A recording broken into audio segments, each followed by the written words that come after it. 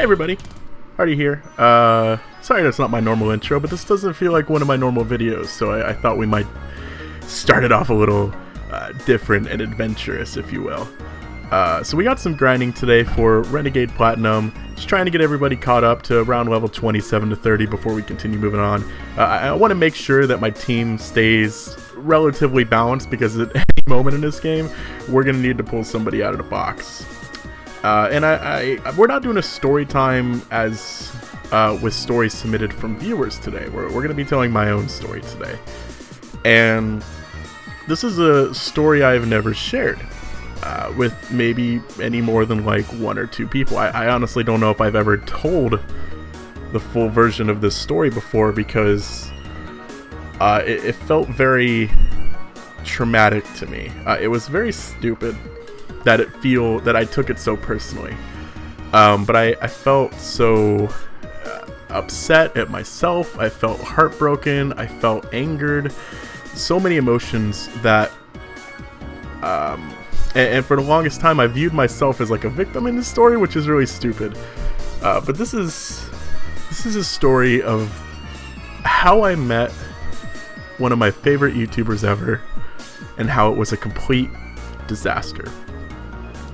And I'm not gonna reveal any names in this video.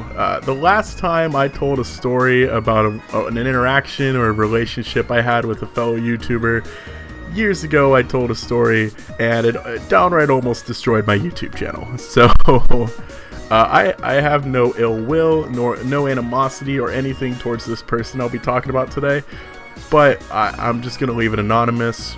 I don't need him getting sent videos or spammed or anything. I'm not doing this to try to repair a bridge or even build a bridge. Honestly, I just want to share an experience with you guys, and maybe somebody will be able to relate. So, a few years ago, I was attending a convention here in Washington, D.C. It was a gaming convention, first huge convention I'd ever been to. And one of my favorite YouTubers ever, a person who inspired me so much and influenced me as a creator, was hosting a panel. And I happened to have a friend who was friends with this person. So I had I knew a guy who knew a guy kind of situation. To the point where, I was able to get access into getting into the event early, before it was open to the general audience. Well, I woke up that morning knowing like this is the day I'm finally gonna meet this person. All I wanted to do was shake their hand and say thank you, because they're one of the biggest inspirations in my life, and if it wasn't for them, I probably wouldn't have the life I had now. I woke up that morning in probably the most excruciating pain I've ever felt. I had a pinched nerve in my neck. I could barely stand. I could barely move my neck. I could barely move my head. It was horrible. I thought, what a disaster. I paid for this convention ticket. I can't even go. I can't even get out of bed. It was a disaster. Everyone else, I wanted everyone else to go. I wanted everyone else that I was with in the hotel that day to have fun, go experience the convention. One person stayed with me. She didn't want to leave me alone. That person's now my girlfriend, and tomorrow is actually our 3-year anniversary, so that's pretty cool. It worked out well. And we weren't dating at the time though, so it was a nice symbol of what our relationship would be like.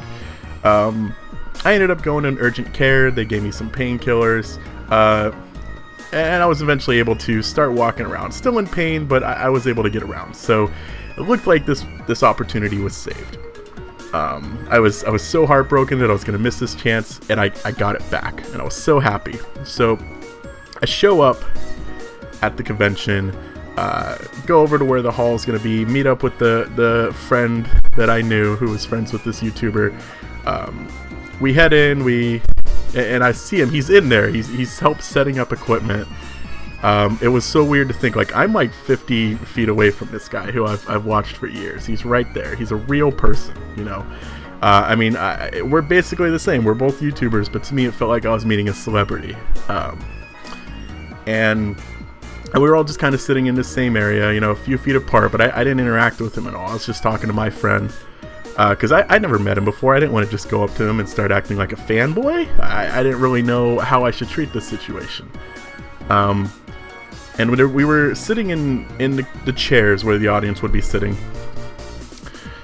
and I felt so nervous. I went down one of the rows, and they had a bunch of bags set up with like a bunch of consoles that they were setting up, and I accidentally kicked one of the bags, and it got everybody's attention. As I was just stepping over it, my foot grazed it, I kicked it, and I just froze. I didn't know what to do.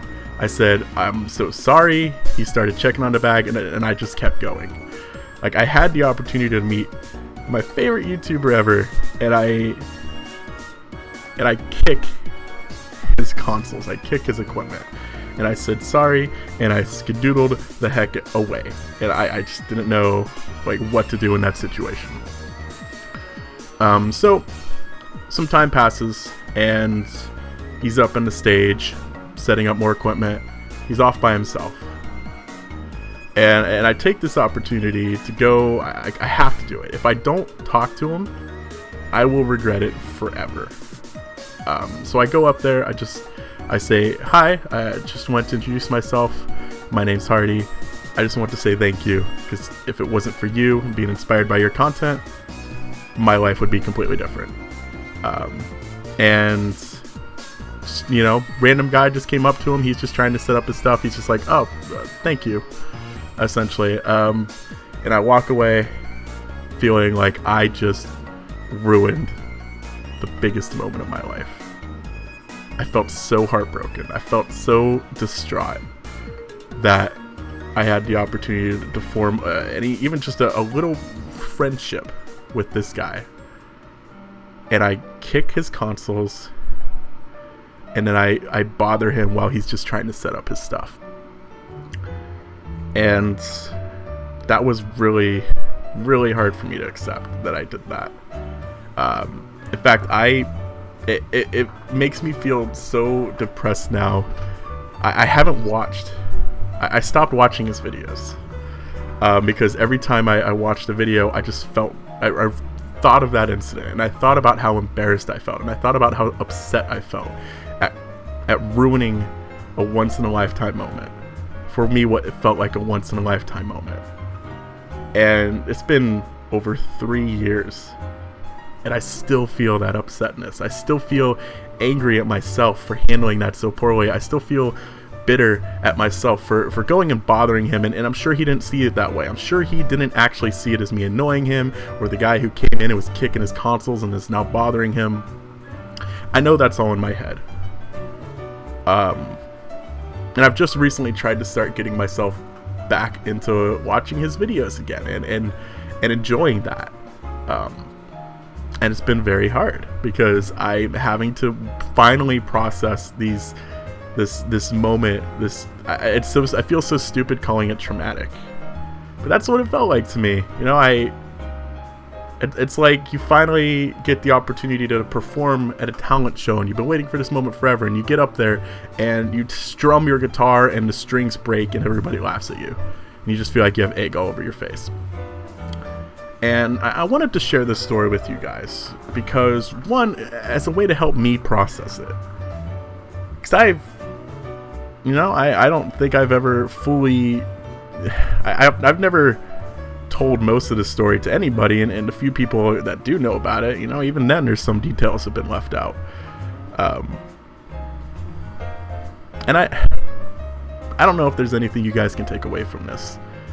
Maybe realizing that everybody has these experiences. I'm sure you guys have had these embarrassing, traumatic moments where you feel so silly, and you're not the only one that goes through that kind of stuff. And I don't know if that makes people feel better.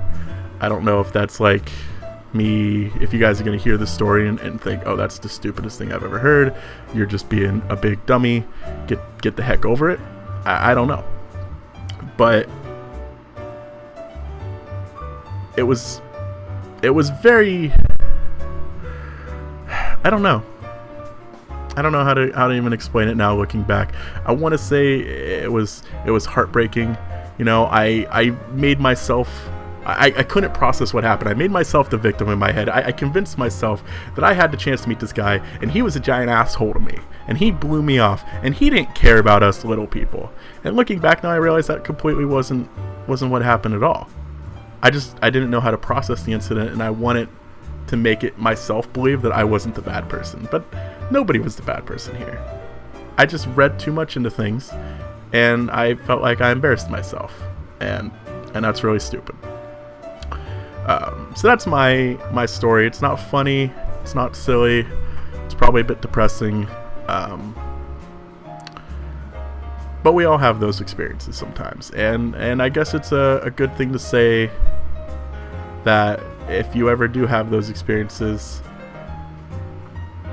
process it. Handle it. Please don't push it aside and not come to terms with what happened for years. It's been over 3 years, and I'm just now trying to be able to get myself to watch that YouTuber's videos again without feeling extremely depressed. And that's stupid. I should have handled it immediately. I should have just accepted what happened. I should have looked and tried to see what can I do to get over this hurdle. And it was really stupid for me. And it's a really stupid experience, I'm sure. But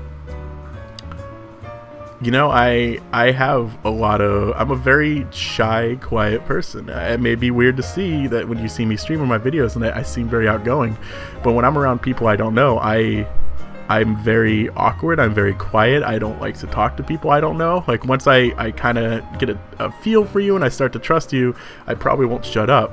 But if you put me in a giant room and say, hey, you got to socialize with these people, I'm the guy that's sitting in the corner looking on my phone just wanting to go home. So I guess it was an incident where I tried to put myself out there, and I felt like it completely blew up in my face, and it sucked. So